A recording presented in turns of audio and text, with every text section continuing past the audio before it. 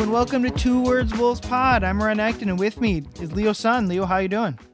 Ryan, it's always good to pod on a Sunday for Leo Sun after a sunny victory during the daytime. To be honest, Ryan, I'm doing good, but I'm a little sad because I still wish I was at Intuit Dome. I got a chance to go to the Clippers game to cover that as credentialed media on Thursday. And when they say that Steve Ballmer spares no expense, let me tell you that is true for how they treat the media there. When I showed up, if you've never been to the Clippers arena, I know most of you listeners maybe are in California, but first of all, it's a huge arena, and there is basically a million different tunnels you could go down. Now, I was pretty lost when I first got there, but luckily I ran into John Krasinski, who again is top-notch, world-renowned reporter. And so they sent up someone from the communications team and the PR team to give John a tour. And I was like, hey, is it cool if I come? And John's like, oh yeah, Leo, yeah, join us. And so they give us a full tour inside through all the tunnels, talking about, oh, this is where you go for this. And on the second level, we have a private media dining room and a private media bathroom. And the food, my God, the food. I used to think that the Lakers like pre-game media dining was like the gold standard. They had an ice cream machine. They had, a little salad bar. They had, a full spread of food, all the drinks you want. It was great. Steve Ballmer was like, no, we're going to make sure that we one up the Lakers on that, because when you went in, it was a full spread. It was like 4 different pre-made salads with the salad bar. They had this like root beer braised short rib that was so good. Again, I have a video of it on my phone. I should probably post that, but it was amazing. Pretzel. I had like 3 plates of food there next to Brian Windhorst, and it was awesome. It was a great time, and even for media row, once we were up in the middle section, we had a really great view of the arena of the game. And then we have plenty of space behind us because for those of you who don't know, when we work as media at games, sometimes they'll put us in a very narrow area where it's very hard to navigate, and there's people bumping into you.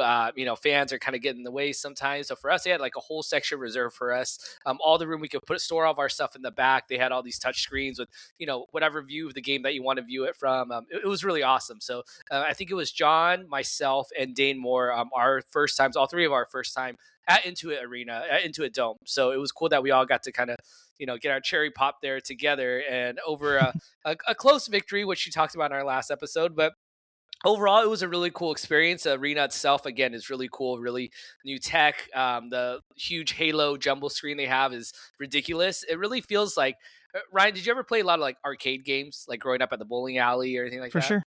Yeah, so it was like, imagine like when they had those big cabinet, there was like an X-Men game where like up to, I think like 6 people could play on that same cabinet of that game. And that Halo board reminded me of that, because it's like any stat that you want was up there. They had like these 3D graphics of them like reaching out to try and like look like they're breaking the wall to come and grab you. It was really cool. And overall, I would say just at the arena, something else I noticed, there were not a lot of Clipper fans there, which is unfortunate. I mean, I understand it was a weekday night, and Kawhi was not playing that night. Darius Garland was not playing that night, so there really wasn't that much to see. But I will say there were a lot of Anthony Edwards fans there. John, Dane, and myself, we all kind of looked around like, this feels almost like a Timberwolves home game, because every time Ant had the ball or he scored, the crowd would go nuts. So, yeah, it was really quite cool to see that. I think maybe just a leftover of what he did from All-Star weekend, that there were people wanting to see him do it again, which, he obviously, provided a show for them at the end there. But overall, it was a really great experience. Yeah, it's funny to see like you wish you were back there, because the actual game was pretty bad. That was a rock fight against the Clippers. Yes. We'll talk most of this pod against the Wolves win in Denver, which was a far more entertaining game. But yeah, you talk about Ant and like the Clipper fans. That was one thing when I was on my trip in Atlanta and Miami, was just the number of like families that was like half the family was wearing a Wolves Anthony Edwards jersey and the other half was wearing a Heater Hawks jersey. And then there was like, those are clearly like locals to Atlanta or Miami that have just, and when I saw it in Atlanta, I just assumed like, oh, that's a Atlanta connection there. And then I saw it again in Miami. It's like, no, Ant is just one of the most popular players in the league. I think I saw you went down on the court. What is that? The wall that they have kind of on one of the baskets. That thing looks pretty sick.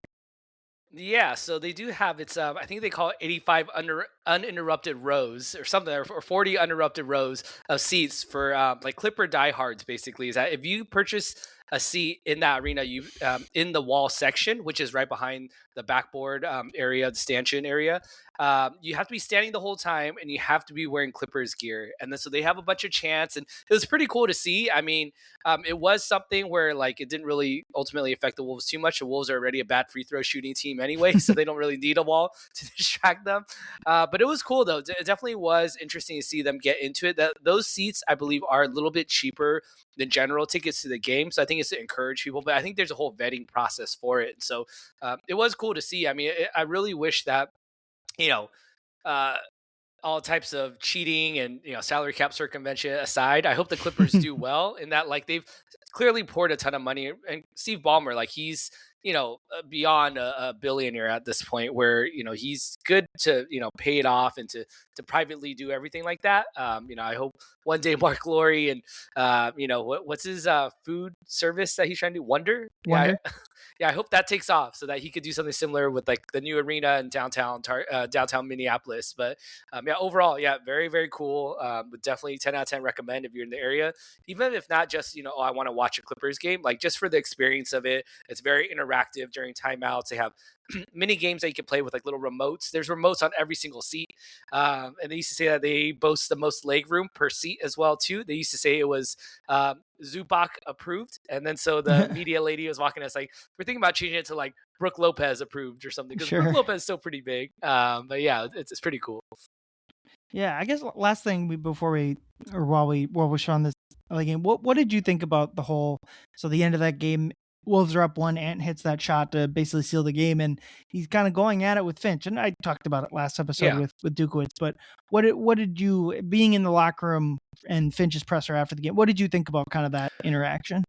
Yeah, I think Finch was a little crabby in general, just because of the way the Wolves played that game, and so I think he was already like not in the greatest of moods. And so when John was sitting right in front of me during the press conference, and he asked that question, I think Finch was more trying to avoid a gotcha situation where it's like, hey, Ant said, that you didn't want him to do that. And so, technically, yeah, maybe he didn't tell him not to shoot, but maybe he did technically tell him to pass. So, John asked, did you tell him not to shoot? He's like, no, I didn't say not to shoot it. But again, overall, I would say, yeah, I mean, Ant is just such an emotionally intelligent player that I think sometimes, and we've said it before, if you read Chris Hines' Ant book, you would know that he has great awareness for what his words may mean and impact other people, especially on his team. He's very intentional with the words that he chose, that he could have very easily have said like, hey, like, I'm the star player, I'm going to make the call. But like, he was very much, made sure no one asked him, how's your relationship with Finch? But he made sure to say, I have the best relationship, not good, not great. I have the best relationship with my head coach. And that 98% of the time he was right, and that 2%, basketball gods were with them. And so, he seemed to definitely understand like, okay, I don't want this to be a storyline. So I'm going to make sure that I'm going to kind of address that right now. So anyone that's played, sports at a, organized competitive level will know like that happens in the heat of the moment. You got guys yelling at each other, coaches yelling at their players and whatever. And so, I think overall, personally, I didn't think it was that big of a deal, but in the locker room, it definitely seemed like there wasn't any tension or anything like that. It wasn't even as bad as I would say when like Rudy Gobert was calling out like, oh, more accountability. That, Finch's response seemed a little bit more pointed. Like, no, we'll handle that, privately. But yeah, overall, I think moods were good despite the bad play, and Finch clearly not being that happy. But as you saw today, or as we all saw today in Denver, the message that he gave the team seemed to really get around to them.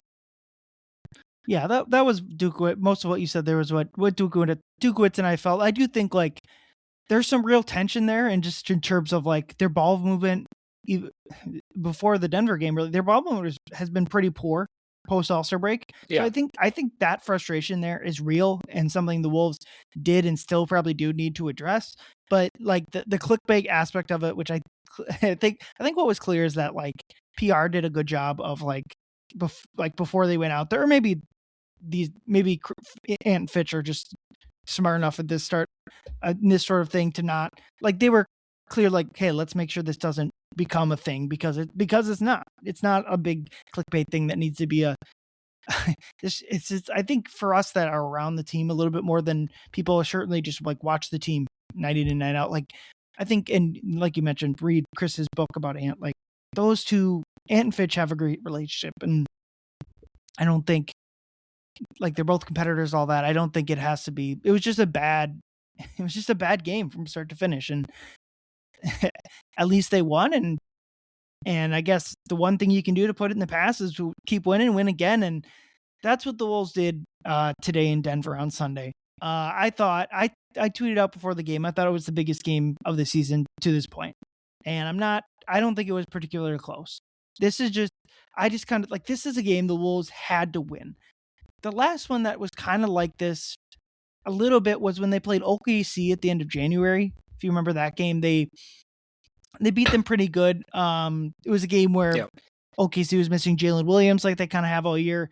Hartenstein was just coming back from injury, only played 18 minutes, and I think he kind of had his minutes restriction wasn't much higher than that. And it was just like at a certain point, like the other team is so depleted. Like if you're not going to beat them now, when? And obviously, one game sample size, like no game should be like an end all be all. The outcome of one game should be like an end all be all or whatever.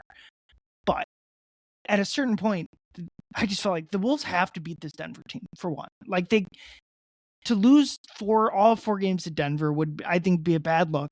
And then 2, I mean, along with that, they came into the game tied with Denver in the standings. We've talked about for the past month. It's like at a certain point, this team needs to just start ripping off games, ripping off solid performances. It's not even about like wins and losses. Just like look like a team that has the ability to win 3 straight playoff series. And so again, just one game. Like I thought this game was fairly impressive and maybe intuitive of what maybe we can see from the Wolves in the playoffs. And caveats apply. Denver, as they've been pretty much all year, we're missing 2 key rotation players. Peyton Watson, who was phenomenal when Jokić was out, and Aaron Gordon, which I think Denver people would agree. If Gordon isn't at least 90% healthy or something, they're not going to win more than a playoff series. Denver's not. They need that guy healthy, and if they have him healthy, they have a legitimate shot to win the title. Certainly, a healthy Denver, I would still pick above the Wolves. So with all of that said, it felt like a game the Wolves needed to win. And while I don't, was it their best win of the year? I think you can pick whatever game you want, but we'll see where the Wolves go from here. But I think it's kind of their most important win is what I'll say. That's to date. This win was the most important one that they've had. Yeah, I think getting over that hump for them. I mean, I don't think the Wolves have any shortage of confidence on whether or not they could beat Denver.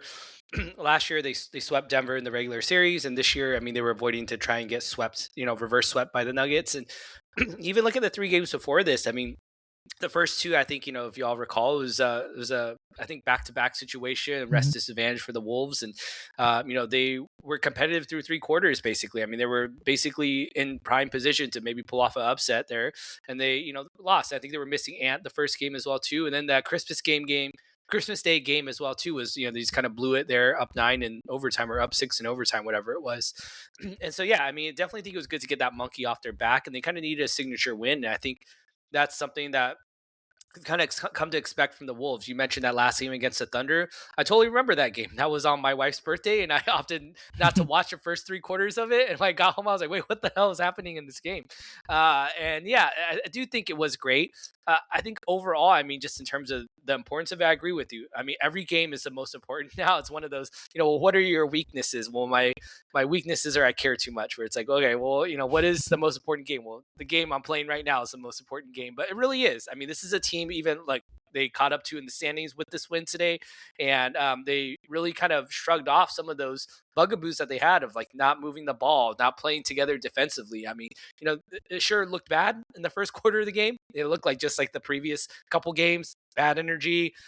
Julius Randle still wandering on some planet in a different, galaxy somewhere. Defense was just not there. And it's like, oh, well, early game in Denver, you can start kind of really writing the storyline of like, oh, well, it was a tough one, end of a long road trip.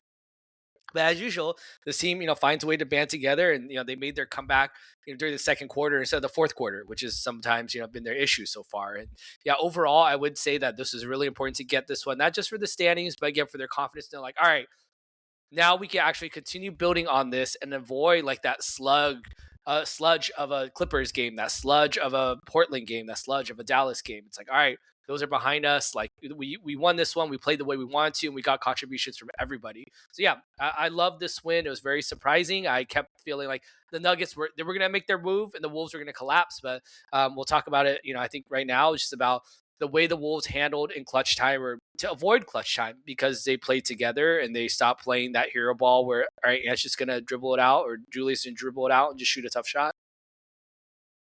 Yeah, that's kind of where I wanted to start talking about this game is the way the offense through the entire game, but really down the stretch of the game with Ant. If you go on my extra Blue Sky account, I tweeted out, I clipped together all the times Denver sent 2 defenders at Ant, which was a lot. I think I counted 9 times, and I excluded a couple that didn't end in a, like, where the Ant gets off the ball and the ball swings around and like the Wolves offense reset. I filtered those out because it didn't end in either a missed shot, turnover, or whatever. But like the Nuggets are playing the super high aggressive, like down the stretch of the game, they were the minute and even before Ant stepped across half court, they were sending 2 defenders at Ant. It was his man, and then usually it ended up being Gobert's man. And so I thought, and I go watch the clip that I posted, but I thought Ant's process through those plays was near perfect. I felt like really the entire game, because they got more aggressive with it. Denver's defense did, but like earlier in the game, I thought he did a good job of like not settling for mid-range shots. That's kind of always been the worry, is that like with his new improved mid-range shot, he'll rely on it. I think he took like 3 or 4 the entire game and made half of them or whatever, but he did a good job. There's a couple really funny Jokić defensive clips where Ant just like walks right by him, and like Jokić just gives just like an abomination of an effort. But like I thought Ant did a good job like pushing the ball in transition, getting to the rim, and then down the stretch of the game when they were bringing 2 guys at him before he even crossed half court, he was getting off the ball to Rudy in like the short roll type, and I thought Rudy was making solid plays and decisions after that. He kicked out to Jaden, who missed an open 3. He had a couple little dump down passes to Julius. Julius made one of them, and Jokić blocked him on the other. But like, I just thought Ant's decision making was really good, playmaking wise down the stretch. And I would also, on my X account, I quote tweeted Ant's answer to a Dane question about that, because a little over a year ago, there was a game where they lost to the Celtics, and Ant was basically Boston was playing this type of coverage, and Ant was complaining about like, just, I don't like playing this way. I don't want to get off the ball. I want to shoot the ball. And he ended up like the next practice, like kind of like corrected himself on a lot of that stuff, as he always does. But like, I think tonight was a really impressive sign of growth for him in that area, especially coming off of, again, Ant's gonna win Clutch Player of the Year. He's a heavy favorite for that award. But like in both the Portland and the Clipper games, that last shot aside in LA, Ant was not making shots down the stretch of those games. He was missing shots. And I thought it was important that he was able to get off the ball, especially passing the ball to Rudy, which is always a dangerous endeavor, and that the Wolves offense on the back end was able to put together competent offense, especially like in that scenario where they're up by somewhere between 7 and 11 points, like the last 3 or 4 minutes. Like, you want to run offense, but also you're trying to kill time as well, right? And so like, it was like these possessions were like, yeah, we want to score, but like ultimately, if we get a half decent shot with the shot clock running out, that's a fine outcome, right? So like, that type of offense lent itself to what Ant was able to do, and I thought that's a really good sign to come for the playoffs, because they won this game and Ant only had 21 points. It wasn't like, I would have assumed if they need to beat this Nuggets team, it's just because Ant's going to score a billion points. Like, Nuggets don't have Gordon. They don't really have a good option even when Gordon's in there. So for them to beat them with Ant having more of like a playmaking type game, and I wouldn't even, only 21 points kind of sells him shy, because, and he has 6 assists. I would also say like his playmaking was much better than that, because Denver was forcing him to get off the ball, and each time Ant made the correct play. And it wasn't even just to Rudy. There was plays where Io got a layup, Jaden was able to like dribble into the paint off a rotating defense. It was, I just, my overall point is like, I think the stat sheet is going to understate how good Ant was in this game. Yeah, I mean, the pure box score numbers. I mean, you look at 19 attempts, field goal attempts to get 21 shots. Like, that's not great. He misses 2 free throws, things like that. But yeah, overall, I mean, this is the type of game that we like to see from him and that growth that we like to see. I joked on Blue Sky that maybe Finch is living rent free in his head now that, Ant was making the 98% correct play of the time that he wanted to see against the Clippers. And yeah, I agree with you. It's like, if you told us before the game started this morning that the Wolves beat the Nuggets, we would have expected that Ant would have gone off for a big game. But I think that's the expectation given how poorly the team has played as a unit in the past couple games. It's like this wasn't like when the Wolves were rolling like earlier in like, November, December, whenever that was, where everyone was shipping in. We got a little bit of contribution from everyone. But no, it's like they didn't need that from Ant because everyone else stepped up, and they stepped up because he trusted them to. You mentioned, that I watched that compilation you put together, and it was kind of, I don't want to say surprising, but in the heat of the game, you kind of don't think about, oh, that's a nice hockey assist, right? Because you're kind of seeing what's going to happen next. So when you go back retrospectively and look at it, it's like, yes, he did make the right play a lot of the times. And I think those of you who maybe don't watch basketball or don't play basketball as like much, is that there's that rudimentary level of like, oh, well, if you're not passing, you should be getting an assist then. Whereas like that's not the way basketball works anymore now. Like maybe in the early 2000s, it was a lot easier to do one or the other. But it's like, no, getting off the ball and making your teammates play better. I mean, this isn't a game of one-on-one. This isn't a game of fantasy basketball to see who could get the most stats. It's about who can make the right play, and Ant did that. So overall, yeah, it was really great to see him progress and trust his teammates. I think I don't want to say he did it because he knew he wanted to make Finch look good, or he wanted to make Finch happy, but he did it because Denver was being just so overly aggressive with them on that. I don't want to get into officiating at all, but I mean there were a lot of calls I felt like probably should have gotten that, or probably shouldn't have even gotten. Getting called. I agreed with what Doris said. That's where I'll leave it. Right, yeah, Doris Burke, yeah. If you didn't see it, Ant got called for a little push off, which is AKA how Shai Gilgeous-Alexander shoots every one of his mid-range jumpers. Called him offensive foul, and then Jamal Murray did basically the same thing. Handful of possessions later, they did not call. In fact, they called it and one for Jamal Murray on that. So extremely frustrating, but it is what it is. And Ant didn't lose his cool. He didn't get teed up or anything like that. He complained a bit, but he knew his limits, and that was good. So yeah, overall, great to see that from Ant and see him do it without that having a huge box score game. Yeah, exactly. Let's move on to the defensive end of the floor. So the Wolves, anytime we face Jokić, I think the first thing you notice is who are the Wolves going to guard Jokić. So 2 seasons ago they had Cat on Jokić and they had Rudy lurking. And there's a couple reasons why that type of coverage doesn't work as well anymore. One, I mean, when Aaron Gordon is in there, Rudy used to lurk off of Aaron Gordon, who was really struggling with his shot 2 seasons ago. And now that guy's like a 40% shooter with a hit and movement threes. And even when he's out, the Nuggets didn't really play any non-shooters. So, well, I mean, I'm sure if the Wolves still had Cat, that would still be an effective strategy, but it wouldn't be like it was 2 seasons ago. And the other one is just Julius is smaller than Cat. He's not as tall. And so I think having Julius guard be the full-time assignment on Jokić, I don't think that fully works. So what did the Wolves go with? Just basically guarding Jokić straight up with Rudy Gobert. And Jokić, as he does every single game, scored a bunch of points. But he scores 35 points, but he needed 26 shots to do it and had 9 assists and 5 turnovers. And to me, that's the key with guarding these Nuggets, is that if you can keep the scoring condensed into just Jokić, or maybe better put, just Jokić and Murray, I think you're winning. It's because you can't send 2 defenders at Jokić. It's just going to lead to open baskets all over the place. But other than Jokić and Murray, their starting lineup scored 17, 15 of which came from Christian Braun. And then that's all. Their only other Nugget scorer in the double digits was Tim Hardaway Jr. with 17 points, and almost all of those were during the non-Jokić minutes with Jokić on the bench, where Hardaway was their main offensive driver, and he had a great game. Hardaway did 5 of 6 through threes, but I thought it was a really good defensive game.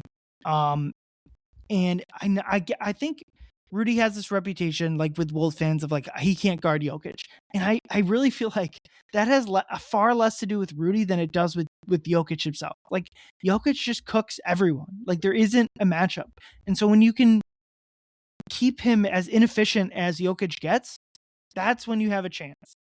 And I thought they did a really good job in that because like what was there other than like Hardaway hitting a couple tough shots, the Nuggets just didn't have anything going. One person, Cam Johnson, 0 of 6 from the floor. That trade that they sent out for MPJ is starting to look. I mean, it was made for cap reasons, but I think in the offseason they were really thinking like Cam Johnson can be as good as MPJ or better. And you're getting cap relief on top of it.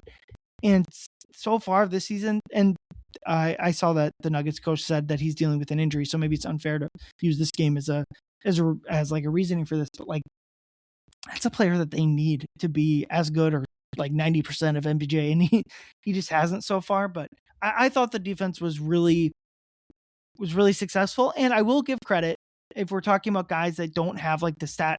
Like the box score isn't going to reflect their impact. Certainly Rudy's at the top of that list other than the 15 rebounds. Like I thought Rudy, only one turnover in a game for Rudy where he was handling the ball a lot more. All of 1 for 3 from Rudy. I'm kind of at the point where like, if it's ever going to happen, it's going to be in that corner of that floor at Ball Arena, right? Like if it's going to happen anywhere, it's going to be in that back Game right 7. corner from the TV point of view. But obviously, so I mean, almost every game Rudy's box score isn't going to. I thought Julius Randle had a pretty solid game, especially on the defensive end of the floor. I retweeted down kind of the defensive possession that sealed the game. I thought Julius was really good on that possession. Rudy too, but it was kind of a possession. Murray Jokić pick and roll, where Rudy shuts down the drives, switches out on Murray, and then Ant scrambles to scram Rudy off of Christian Brown, and then in the scrum of it, Julius gets Jaden McDaniels off of Jokić, and then Julius forces the miss. Like it was just a perfect defensive possession that the Wolves have just like over this recent stretch have seen just not often enough. And this whole game, I just kind of think reinforces the idea that this team is going to just turn it up another notch in the playoffs. And I've talked ad nauseum about why I don't think that that's necessarily the best course of action, and why, especially we'll talk about like the standings of it all, why that's going to be not a great, but ultimately like the Wolves are going to get in the playoffs, and they're not going to play like the 50 to 52 win team that they, whatever wins they end up with. They're going to be as good as any team that they face. And like the defense in this game, especially, I thought was really, really intuitive of what like the Wolves can accomplish. Yeah, I think the late game defenses was stood out to me as well too. That and obviously the fourth quarter. I mean, look at the box score for the fourth quarter. I think the Nuggets still shot, what was it? Let's see, 55%. But like you said, a lot of them were tough shots. I mean, Jamal Murray dunked on Rudy Gobert, and that would have been a tough one to swallow there. But I mean, he talked about Rudy Gobert's defensive impact. I mean, he had 2 steals, and they were both forced steals. They weren't ones where it just kind of ended up in his hands because of a mistake. Like he forced those steals, and that's something that I really noticed that the Wolves. I mean, they forced 7 Denver fourth quarter turnovers, Wow. and many of which I felt like were baited, and it was because they were aggressive as well too on the weak side help. I mean, there were a couple, especially I think kind of the game sealing one where Jamal Murray drove and he was on the right side of the court, and then he tried to kind of pretend to stunt and to tag, I think Jokić rolling in the middle, and it baited Murray into trying to throw a cross court, corner pass, and Ant just picked it off. And that happened multiple times throughout that game, even to Jokić, where they baited Jokić to throwing some bad passes as well too. So it really felt like the Wolves were playing 2 steps ahead of Denver there at the end. And everyone seemed to really know their roles.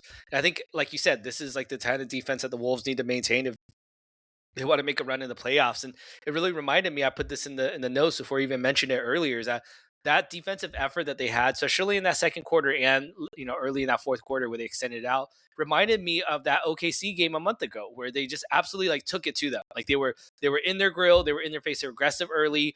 They got called for some fouls that maybe weren't great calls that were made on the floor, but they played through it. They didn't let them get themselves out of rhythm, especially with guys like Jaden and Naz, who Jaden had a really solid game overall, and he was really, really impactful, just trying to bother Jamal Murray. I mean, there was one play where I think it was that play you're talking about where he turned Jamal Murray 3 times before by the time he crossed half court. That really made them start the play with 15 on the shot clock. And so he did a really great job there. And again, obviously attacking mid range, but defensively as well too. Like you just love to see that they all know what they're supposed to be doing and staying together for that. And yeah, like no one's ever going to stop Jokić. And that's something, Ryan, that kind of bugs me is when people say that like, oh, well, if you're the defensive player of the year, you should be stopping this guy like in isolation. Like this isn't a game of 1-on-1. Like this is a game of basketball between 5-on-5 basketball and whichever team wins. And that's what I've always appreciated about Rudy. And I'm not the biggest Rudy fan, but he always says that when he's talking about his defense. He said it in the post-game presser in the locker room where he said that, Jokić might get all his points, but at the end of the day, it's whether or not, the team got the win or not. And if he was able to limit the entire team, it's not only about how many points Jokić gets. I think that's what makes Rudy so great is that he's not only worried about, can I block Jokić? Can I make him miss shots or whatever? It's like, no, it's about, did I make an impact elsewhere? And did I help elevate the team? And which he did. So yeah, shout out to Rudy Gobert. Did really great tonight. Io played some solid minutes. He had a couple steals as well too. And we haven't talked about Dante yet, which I'll talk about later, but Dante was just outstanding tonight. Some of those hustle plays that he was making to save the ball, he stopped it. I think it was like a 1-on-3 break at one point. Yeah. I mean, dude was all over the place. And so yeah, Dante, I would say, was probably the player of the game. I put out a little makeshift poll on Blue Sky, which they still don't have polls yet, but I commented the best player of the game was blank. And then I put like each player's name with the arrow saying you choose this player. And Dante, by far and large, was the most popular choice. I think it was well deserved because he sets that tone on the defensive end as much as Rudy does in interior, as much as Jaden does on the weak side on perimeter. Like Dante fills up every other gap that's out there. I mean, that dude is, they say he plays like a golden retriever sometimes. Like he's just out there. He sees it. He's going to go for it, whether or not it's the right move. But yeah, love that energy that he brought. And I think he really played a big role tonight. Yeah, you mentioned that the end of this sequence, but like Ant got a block on Murray, and then Dante saved the ball out of bounds, and then I don't remember, like the Wolves missed a shot or whatever, turned it over, and it was 3-on-1, and Dante gets the block to save the bucket. I thought that was like you mentioned, a key stretch. He had a couple. Let's see, look at the box score. He had a pair of steals that felt like more than that. He had one on Jokić where Jokić just didn't see him coming and led to a bucket and transition 3. But yeah, sometimes they struggle to get Dante the ball, and tonight was not one of those. He had 10 shots, all of which from 3, nailed half of them. Like you mentioned, great Dante game. And then last starter we'll kind of talk about here is just another sensational Jaden McDaniels game. Obviously the Clipper game wasn't the best, but out in Portland, he was just near his hometown. Yeah. He was sensational. And then this game, 20 points, 9 of 12 from the floor. Only 1 rebound, which I think last episode I pointed to as for Jaden and Julius, like that's a number you look at if they're playing well. Well, not in this case. Jaden only had 1 rebound, and I thought was really good on Murray. The first quarter, I thought he was getting just obliterated by screens. Like he was probably one of the culprits of the poor first quarter. But after that, I thought he was awesome. And then you mentioned him too, and we'll kind of talk about this whole unit. This was the bench that the Wolves have needed and have been searching for basically this entire season. It's been so with Jalen Clark not really kind of plateauing in his career, Terrence Shannon having a lost season injury in both on the court. Obviously, Rob Dillingham and Leonard Miller are no longer here. Who else? Am I missing any other Johnny guys? Juzang, maybe? Johnny Juzang. Mike, kind of his father time catching up with him. The Wolves, there was a lot of point of the season, kind of before Bones really started to play well. It was like they got 6 guys, and that's all they can trust.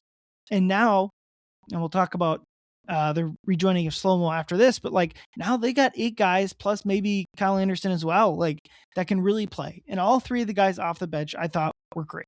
Naz Reid was kind of at a quiet first 3 quarters, but he had back-to-back transition buckets that were so damn nasty. Like the inside-out dribble just going right by Cam Johnson. And then the next one, I think, on Valanciunas, where he kind of Euro steps and hits like the lefty hook floater type deal. And right before a timeout, ooh, goodness, those were just absolutely nasty from he's a power forward, but like from a center that's able to dribble like that, it's always been really impressive from Nod. You call it a big man. Like he's got one of the best big man handles, probably like in the history of the NBA. I'm not saying the best, but like I'm struggling to think of someone right off the bat. I would assume I thought this was maybe his most impactful game as a Wolf. The plus minus stuff before this game, he had a good plus minus out in LA. But before that, like it's plus minus is a really noisy stat, and even if you got to at least get sample size before it looks like anything. But I thought his defense on Murray was really, really good. An aspect of something they've been missing. He's just another like perimeter type defender to when Jaden either is off the court or whatever, for whatever reason. Like the Wolves have just needed an extra perimeter defender. I thought Io that was another, like, think about plus minus. His defensive rating out in Chicago was really, really bad. And so that was, it's not, it's been interesting to try to figure out, was that more about him, Io, or was that more about the Chicago Bulls? Not nearly enough sample size to answer that question yet. But like Io's ability to just like straight line drive and get to the rim has been such a necessary aspect of this team, especially on those minutes where he's on the court with Ant, where like Denver's just completely shifted, or the Clippers, the other, like just completely shifted to take away Ant. So if you got a guy that when the ball swings to him can either hit an open shot or like drive the condensing or the rotating defense, is just so important. And then Bones Highland, I thought, absolutely saved them in this game. He had 15 first half points, 15 first half points by 8:26 of the second quarter, right when the game was kind of like kind of slipping away from them in those non-Jokić minutes where like you just especially when you lose the first quarter by 9 points, like you just have to win those non-Jokić minutes. And Bones was like a huge part of that. Bones has been fairly up and down. Like I think that like for the regular, we talked about why like the Wolves playoff ceiling is super, super high. I think this bench lineup that they have, and we'll talk about Solmo's added on top of it, I think this is the reason to be optimistic about the rest of the regular season and the playoffs too. But they're just going to have far more options. There's going to be games, obviously Nas closes games depending on the matchup, but like there's going to be games where maybe like you play Io instead of Dante because of XYZ matchup. Maybe you probably could have played Bones more than 16 minutes. Maybe not. You played all the starters 30 plus, but like it's just going to be a lot easier to find matchups that you can play with, like guys that are going to be successful here and there, where earlier in the season it was just like it's like if Nas doesn't have a good game off the bench, we're just absolutely toast. And now they have a quality 8 or 9 man rotation that I think, like I said, for the rest of the regular season, I think it bodes really well that they don't need Ant to score 40 points. They don't need Nas to score 26 points or whatever. They can just like play like kind of similar to last year where I would still consider like they got 6 starters right now, but like they got at the very least 8 quality rotation players that should provide value the rest of the year. Yeah, you talk about Bones and the run that he had or in that first half. He was really integral, and if anything, he was a catalyst for that 25-7 Wolves run that really put them ahead, Sure. where they never looked back. And it does suck that we kind of. I don't want to say it sucks, but it's a reality check where, and I think it was the third quarter. I think it was late third quarter where the Nuggets, David Adelman, dusted off Jalen Pickett, and he just like went right at Bones and scored 2 layups right on Bones immediately. Bones tried to respond with the layup, got blocked by Jokić, and that led to another Denver 2 points. But that's kind of the high and lows that you get with Bones. And I think overall his highs certainly outweighed the lows today. It was a classic revenge game. They were talking all about, his role in Denver on the, I think it was ESPN broadcast, national broadcast today. And so that was interesting. And he also, touched on Nas as well, too. Him kind of carrying that torch. I think he had 9 points in the fourth quarter. And you talked about those highlight plays. I mean, going back to that in and out dribble he had on Cam Johnson that led to and one. It was something that I literally was thinking about in transition. And I swear this is not like me going back and, saying this, having seen it. What happened was that, when Nas had that around the back move against Dallas and then he dunked it on, Daniel Gafford or whatever.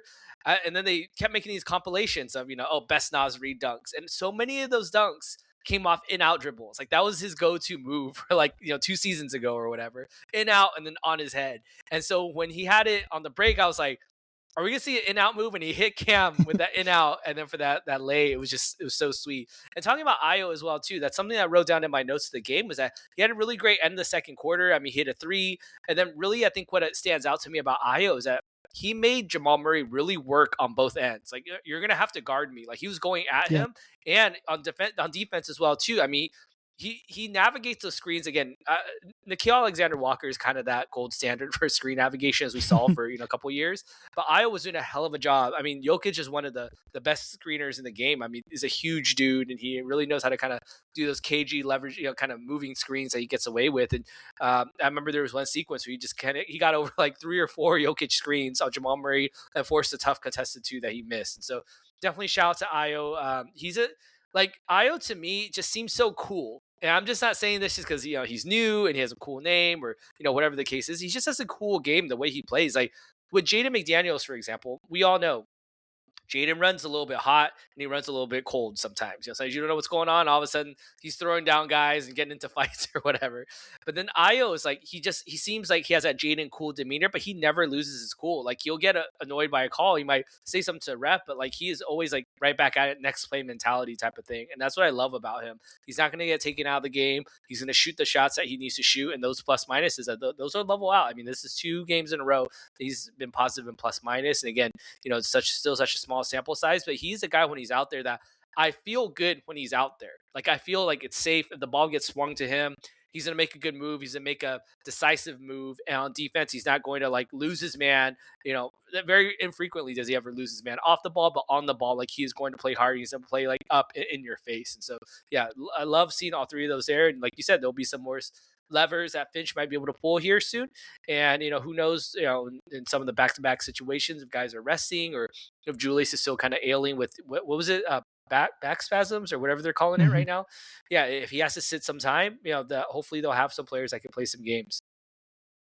With Io, I think there's still going to be like an acclimation period for him. Any player switching teams, especially mid-season, like, it's going to take like 20 games or something, where it's going to take time. And I believe it was out in LA. Dane asked, like, is playing with Rudy offensively a little different than what you're experiencing in Chicago, where they were always playing 5 out? And I think that's a good point, especially like offensively. Like, it's not, Io plays a lot of the non-Rudy minutes too, but like, it's not the same, like, where Chicago's playing Vucevic and they're spreading out the court, where now it's a little different with Rudy. So the fact that I think he's contributing this quickly, I think, is a good sign that it can continue to grow, because I think they plan to re-sign him in the offseason. He'll be a bench staple for the next few years. I would imagine that's at least the plan for now. So yeah, I thought a really good game all around from the bench. You mentioned like not backing down. Probably should mention Bones Highland in that. With the whole thing with Valanciunas, he posted on his Instagram in all caps the picture of him and Valanciunas, and it was all caps Wilmington, as in Wilmington, Delaware. I found that pretty funny. The Wolves have they have the 2 greatest NBA Delaware, players from the state of Delaware, both Dante and Bones. Maybe we have to make a pilgrimage up to Delaware. But last thing I wanted to talk about before we move into like Apex Alpha and Prey of the Week was the Wolves, not official yet, but they're bringing back Kyle Anderson. I talked about it with Jokić last pod, but he kind of pointed me in the right direction here, that I was kind of like a little dubious that Slomo was going to play a lot. And I think Jokić convinced me. Like, I do think Slomo's going to have a role. Like, he might even slot above Bones in depending on the matchup. But I think it's going to be closer to like a full-on 9-man rotation when Slomo plays, and he's going to be especially valuable, I think, in the non-Rudy minutes, like he was 2 seasons ago, just defensively. He's not. I think like in our heads a lot, we assume he's like Mike Conley's age. He's not. He's 32. So I do think physically he will still be like 90% of the player he was back in Minnesota. The 3-point shot is back to like his career norms. Like, if people remember, he couldn't like see in his last season in Minnesota. So I think that 29% free 3-point shooting he had his last season here, I think that has remained an outlier in his career. So I think Slomo is going to provide value for this team. And just like the first time all season, it does feel like this team is going to have some roster depth, where they've been lucky that they haven't really had an injury aside from Ant missing a couple games here or Rudy's suspension games. Like, yeah, I think it would have been really, really bad for this team if they would have missed like a player or two when they just had no depth. And luckily that didn't happen. And now you hope for more injuries, but if someone misses a game or two, it feels like the Wolves are now in a much better spot to like be able to. I mean, think about when they lost to Philly without Rudy and Nas. Like, it would have been nice to have Kyle Anderson in that game, right? So I think the Wolves roster wise are in a much better spot. Yeah, I love this because, it really hurt when we lost Johnny Juzang that we lost the only Asian player left on the team. And when I heard Kyle Anderson was coming back, I was pumped.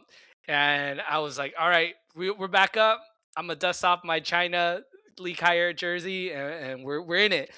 So personally, I'm excited. I'm excited from a personal, ethnic standpoint. But overall, I mean, I think it's going to be interesting to see how Finch decides who's going to play and when. I mean, we all know how much Finch trusts Mike Conley, even when Mike wasn't playing at his best this year. We also know how much that Chris Finch trusts Kyle Anderson. I mean, he was a dude that he would always throw in him. He was, playing just as many minutes as Nas was off the bench. And, I have my doubts that Finch is willing to disrupt the current lineup. He seems like hell bent on making this work right now, which is important. And I think it's always important to match up, and it depends on situations. Like we said, there's some back to backs or players out. Like you said, we would have really liked having a Kyle Anderson before. But Ryan, I'm curious for you. Like if it were up to you, how would you rank the following players by minutes played? Like, what do you predict? The top to bottom, who's going to play the most minutes the rest of the season to least between TJ, Yoan, Mike Conley, Kyle Anderson, and Jalen Clark? How would you rank that? Kyle Anderson by like a mile in first out of all those guys. Like not like it won't be even like I think Kyle Anderson will be far closer to like Bones and maybe even above Bones the rest of the way. Who are the other? Mike Conley, I don't think is going to unless Bones is out for a game or like another guard. I think Mike is probably not really in the rotation the rest of the year. Yeah. And I think same applies to Jalen Clark. Like I think, and yeah, we can touch on Shannon. I thought his game, so he comes back from injury. This is Shannon. And I think there's like a fair, let's see what he's got. Like maybe a lot of his season this year is based on like the injury was holding him back. And maybe it still is, but I thought it was a lot of the same stuff. Unfortunate stuff for Terrence Shannon Jr. And it doesn't mean that they should give up on him. I think just kind of resetting his career in the offseason would be good. Like just give it another goal lost season. But yeah, I don't expect Mike, Jalen, or Terrence Shannon to play very much. Baron J, I think we saw it against the Sixers that he's still very, very raw. And while I think he's almost certainly going to be a fixture in the rotation next year, I think this year it's still a work in progress. So I would expect Kyle Anderson. I wouldn't put it past them to like if Kyle Anderson is back here now. I mean, I'm assuming maybe Joe Ingles is in here. There's a good chance that Kyle Anderson and Mike Conley are on this roster next year. I wouldn't I wouldn't put it past that. But as far as I think Anderson has a good chance. Certainly, the minute someone's hurt, a wing player is hurt or a big is hurt, I think Kyle Anderson will be the first person they go to. Yeah, that'll be interesting to see. So I'm curious to see when that signing is supposed to happen. I was listening to, I think it was all NBA or the All American podcast that Tim Legler does with Adam Ayers, I think. And they were talking about that, players that are cut that are waived or cut, basically free agents by March 1st. Then they'll be eligible to play in the playoffs for any team that signs them. So it's not necessarily they have to be signed by the end of today. Well, technically, by the time you're listening to this, it would have been yesterday. So yeah, technically, I mean, if Kyle Anderson's already been cut, he's free to sign with the Wolves whenever. I'm curious to see when that is. It's been, I think it was reported by Shams, I think it already went out, that Kyle Anderson's be coming back. And so, once it's that official, it's a matter of, okay, well, I don't know if it's a numbers thing where they're waiting to make sure that they have enough money for him to make it for the rest of this season based on the prorated costs.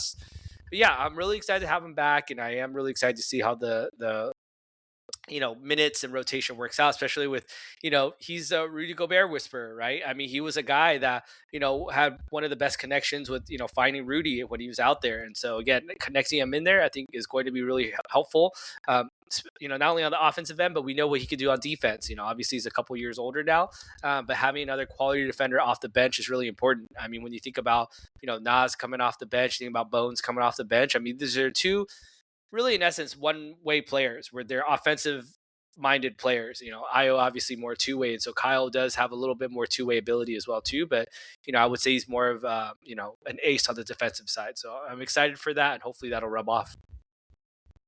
Yeah, and I do believe I just checked Memphis's roster on their page. Kyle Anderson is not listed, so seems like he's been waived by now, which March 1st is the deadline to be playoff eligible. So Kyle Anderson, as far as I'm aware, Kyle Anderson will be eligible for the postseason Right. roster, which I think is just like there's no reason for a playoff team not to have 15 eligible guys on the roster, right? Like there's Yeah. just, I mean, like obviously talk about the aprons and the luxury tax, but like Kyle Anderson's salary is going to be $500,000 rest of season. Like there's just no reason not to spend that money, even if I think Kyle Anderson will play, but like, even if you're not like Luka Garza last year, like why not add people to the roster if you can. Let's move into Apex Alpha. I'll start just because we've already talked about him. Bones Highland was my Apex Alpha because I don't think if he has that scoring burst at the end of the first quarter, beginning of the second quarter, I'm not sure they win this game. Maybe that's overrating it a bit, but like I thought he really saved the game. Like his scoring punch got them from down 11 points to tied, and then they really kind of cruised from there. But yeah, that's mine. Leo, your Apex Alpha for this week. And like I said, classic, revenge game for Bones Highland. So it's good for him to get that, especially in Denver. My Apex Alpha is Dante DiVincenzo. When we're talking about the week, he's been really excellent in this 3-game road trip that they had. He's been averaging 18 points. His assist to turnover ratio is 4.3 assists to 0.7 turnovers. I don't know. They talk about Anthony Edwards, the point guard. That's some point guard shit right there from Dante DiVincenzo. 4.3 assists to 0.7 turnovers. 2 steals a game. We talked about that. And I think most stunningly is his 4.7 3-point makes per game in his last 3 games on 48% shooting. He's taking over 10 threes a game, which, we've talked about. Like, we love that saying that Jaden McDaniels is a barometer of the offense. But, I mean, Dante is just as important if he's not getting shots out there. And he's getting them and he's nailing them. I think not only that, but it's really his like vintage hustle play and his energy that's been really unreal. I saw it in person and on the Clippers in Los Angeles, and we saw it here in Denver as well too. Dante is all over the court. He is always going to lay it out. I think at one point he took 2 straight offensive moving screen fouls from, I think it was Niederhauser or whoever it was on the Clippers on that game on Thursday. And he forced a couple other steals as well too. And he's just really confident in his 3. I think you could see really if there's one play that could summarize how confident Dante is in his 3 ball right now was today, where I believe he had a steal. It was off a steal, and then he pulled up in transition from 3. Like he took a second to set his feet, but it was like a 1-on-3 break, and he just pulled up for 3 and just nothing but net. I mean, it was just so great to see him out there. So shout out Dante DiVincenzo. He's been really, really awesome this 3-game stretch. Hopefully he keeps that up. Absolutely. All right, let's do Prey of the Week. Who do the Wolves make their prey? I'm going to go with mine, Ball Arena, the Nuggets home arena. The Wolves just seem to have, setting the Christmas Day game aside, the Wolves just seem to perform really well in that arena. Obviously, the first 2 games of the West semifinals 2 seasons ago, and then the big one, the Game 7. It's just, I mean, that's like my favorite sports memory, obviously, is that Game 7 out there. But the Wolves just, they kind of own that place a little bit. I'm sure kind of seen it online, a begrudging respect, an annoyed respect from Nuggets fans, especially after they played OKC the night before, where I don't think, or two days before, where I don't think the same level of respect is there, which I think Wolves fans can it's similar with us, with our relationship with Denver and OKC, where don't necessarily like either team, but like the respect probably is a little bit more on Denver's side than OKC. But yeah, that's my pick. Leo, who is your prey of the week? Yeah, I mean, neither the Wolves or the Nuggets employ a Lou Dort type of player that is just trying to take dudes out. So for sure, and definitely shout out to Ball Arena in Denver.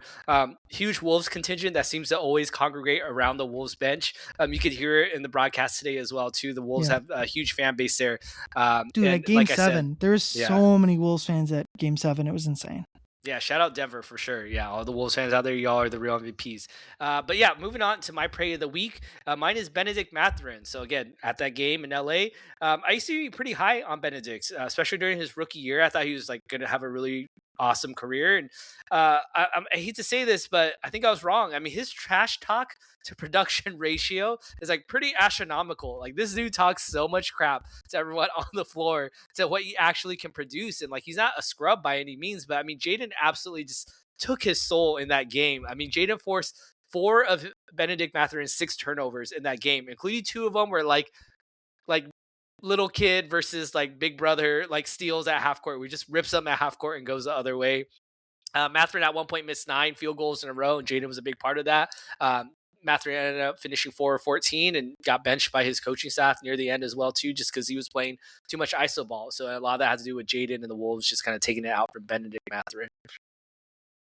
Absolutely. All right, before we wrap up this episode, I wanted to dive into the standings a little bit, because I feel like every pod I do, like, it clarifies itself a little bit more about where the Wolves are at. So it's been it's weird because up until today, I didn't really feel like the Wolves were playing great basketball, but like the results are kind of there. So they had that before the deadline. They had that just disaster against the Clippers, which was the next game after a brutal loss to the Pelicans, where Zion just like took their soul. Then the Wolves won 6 of 7 games without actually, again, another kind of disaster performance against the 76ers in the middle there. But the Wolves have won 6 of 7, and they are now, so Phoenix is 7. They're now 3.5 games up over Phoenix. So a lot of gap between the Wolves and the play-in tournament. Right this second, they're up 2 against the Lakers, but the Lakers are going to go final against the Kings here in about 2 seconds. So it'll end up being 1.5 games over the Lakers. They're now a full game over the Nuggets, and they're in a virtual tie with the Rockets. Would still consider the Rockets slight, like a half game above, just because like Houston has 1 fewer win, 1 fewer loss. Obviously, when you're winning more games than you're losing, you'd rather have that than the Wolves, but they're percentage points behind the Rockets. And to me, it's just very clear that the 3 seed should be maybe not just the goal, but like the expectation. Like the Wolves should be able to get to the 3 seed. The Houston has not been playing very well. Denver is like, they're 4-8, I believe, in their last 12. The Lakers have had some pretty brutal performances. I mean, the Suns are just not in the same level as the Wolves. Like the 3 seed is really the goal. And yeah, Denver might fall to 6. I'm pretty dubious that the Lakers are going to be able to outpace Denver and wins the rest of the year. But if you can get it where the Wolves are 3, San Antonio's 2, Houston, Denver 4-5. I know maybe your heart can't take another Lakers series.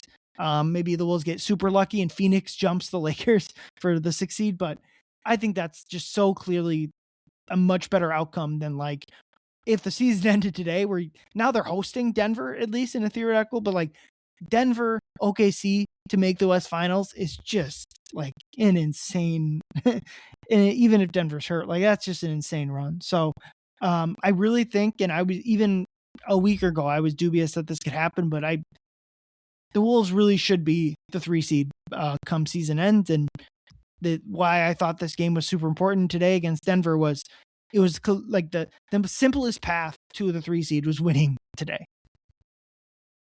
Yeah, I mean the Rockets, who are above the Wolves by a higher win percentage, is a team that I don't have a lot of faith in either. I mean they just lost to the Heat, I think, recently, and I think it was a Tyler Hero versus KD trash talk game. There is kind of interesting. So yeah, I don't have really faith. I mean every team has their issues. I don't think that the Wolves are like, all right, well they figured everything out. It's gonna be smooth sailing for them. And then sometimes when you're watching these other teams and you're watching to see like, okay, well their record is like better than the Wolves or just as good as the Wolves, you assume that they have no issues. Meanwhile, you think about the Wolves, you're like, oh, what's wrong with Julius Randle, or what's wrong with the bench, or Ant's not passing the ball. Like you get so hyper fixated on the Wolves' issues that you kind of lose track to see what all the other issues are of the other teams. I mean, Denver's lost a lot of games recently. Lakers have lost a bunch of clutch games, even though they've been impervious there lately. And so, yeah, I think because of that, I do have faith in the Wolves to be able to play up. And like you said, the 3rd seed should be an expectation. Hopefully it'll be someone like Phoenix that could somehow sneak into that 6th seed. But even then, yeah, I mean, I have a hard time believing that the Lakers could beat the Wolves, 4 times out of, 7. So as we move forward here, it'll be interesting to watch every week. Like you said, it's becoming clearer and clearer what the actual tiers are going to be. So, we got to keep an eye on every game out there. Exactly. And it's crazy that like just all the up and down crap that we've seen this year, the bad losses, the the poor player or whatever, they're still like I said before the season, 2 or 3 seed should absolutely be what this team can do. That's all, despite like a rough seat, like that is all still in front of them right now. And like I said, maybe even should be the expectation. All right, our 2 words to end the episode. Mine, let's see. So you have this really good win, and who do you have next on the schedule? The Zombie Grizzlies. I mean, you've already lost twice to this Grizzlies team, but also I think Jaren Jackson Jr. played in both of the losses, certainly at least one of them. Like, just this needs to be maybe just the whole homestand that they have upcoming. But really, like this next game where you got Memphis at home, they don't have like a competent lineup. They're not tanking, so it's not like they're not really trying to win games either. But like, it's not like if you played Washington or something. But like this 3-game homestand, I mean, you have a chance to really start ripping off wins. Like Toronto we kind of saw them. They're not a team that should be able to keep up. Orlando, and then you go out to California for a road trip. But like, it starts with Tuesday. Let's see if they can take this solid win against Denver and carry it over. Can they get like just a simple, professional, straightforward win against a much lesser opponent? Yeah, we know the answer is probably going to be no to that. But either way, well, I mean, I don't think, I'm not sure. I'm not like, I think they'll still win. Like, I think everyone thinks that. Sure. I just think it's going to be it's going to be like journey, an adventure maybe. halfway through the game. It'll be a journey. Yeah. I mean, the Grizzlies on Sunday, they did beat the tanking Pacers by 19 points. Now, the leading scorer, okay, Ryan, without looking, I'm going to give you 3 guesses. Who do you think was the leading scorer of the Grizzlies if you haven't looked already? I haven't. Ty Jerome. Did not play. Oh, good. I'm going to struggle to even like it's okay. name. Do they still have Scottie Pippen Jr.? He did play, but he was not the leading scorer. Yeah, I got nothing. All right, it was Taylor Hendricks was their leading scorer with 19 points. Taylor Hendricks came from the Utah Jazz, who they burned a lottery pick on. Yeah, at the deadline. Okay. Yeah, it was part of the Jaren Jackson trade. And so, yeah, I mean, that's what we were looking at here. Obviously, there's, I think most importantly for the Wolves, no Jaren Jackson, but they also have no Jock Landale, who absolutely torched the Wolves at one time as well, too. So no Jock Landale. You're going to be playing against Scottie Pippen, Jalen Wells, Olivia Maxence, Prosper. Those are the guys you're going up against. So, yeah, absolutely. We'll see what happens. I mean, for me, Ryan, my 2 words is surprised much. Like, are you surprised? I mean, as the famous NFL Cardinals coach, Dennis Green once said, they are who we thought they were, and we let them off the hook because we kept wondering, will the Wolves show up against these zombie teams? No, they did not show up. But did they barely win? Yes. Now, they're going to show up against a primetime matchup? Yes, they showed up. So in this case, I mean, the Wolves are showing us who they are. And, they don't or can't take zombie teams seriously anymore. And they look like championship contenders against the bad teams. And so, like you said, I hope that it won't be a journey. I hope it'll be a professional victory, thorough beating of the, Taylor Hendricks-led Grizzlies on Tuesday. But, I'm not going to be surprised if it isn't. Either way, most importantly, at this point in the season, just getting wins because that's how close it is right now. So I'm not surprised. I'm sure Wolves fans aren't surprised either. Absolutely. Well, 3-game homestand for the Wolves here before a 4-game road trip. I think that'll be an interesting seven set of games here the next couple weeks. But yeah, it starts with Memphis, Toronto, Orlando is the homestand, and then they have 2 games out in LA, a back-to-back, both, and we'll technically travel, but not really. Leo? You tell me, what's the drive from downtown LA to the out to Intuit Dome by the airport? I mean, we're talking if you're driving like in LA during the day with like no, it's not during the day. It's after the Laker game, so it's like at midnight. Yeah, that is like I would say like 15-minute drive, 20-minute drive at most. Yeah. So we'll technically travel, but like 10, 15 miles or whatever. And then they go up to Golden State and then back to Oklahoma City, which I pointed this out last pod. That's basically a back-to-back. Golden State, 9 p.m. Central to 2 days later, noon Central in Oklahoma. Like that's a back-to-back in everything, but the Wolves are not practicing on Sunday or on Saturday between the 2 games. That's for sure. Right. Yeah, just an opportunity other than the OKC game. Like the Wolves will be favored in the next 6 games. I looked at this. They've been the last time the Wolves were not favored in a game was that Oklahoma City game back in January. We talked about they've been favored, and every game in February the Wolves were favored by at least a couple points, if not double digits, in some of those tanking teams. But yeah, an opportunity to basically fulfill the goal of the regular season from the beginning, which is to get a top 3 seed. And somehow they still have a chance to do it. But I'll be back on later this week to break down probably both the Grizzlies and Raptor games. But until then, for Leo and Ryan, thank you everyone for listening. Get home and drive safe. Go Wolves. Ayoo!